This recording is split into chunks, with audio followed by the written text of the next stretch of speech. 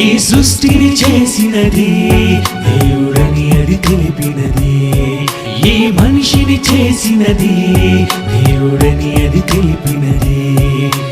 దేవుడే లేనిదే ఈ సృష్టి లేదులే, ప్రతిదినం ఈ సృష్టిని అనుభవిస్తుంది నీవులే. నీ ముందుకు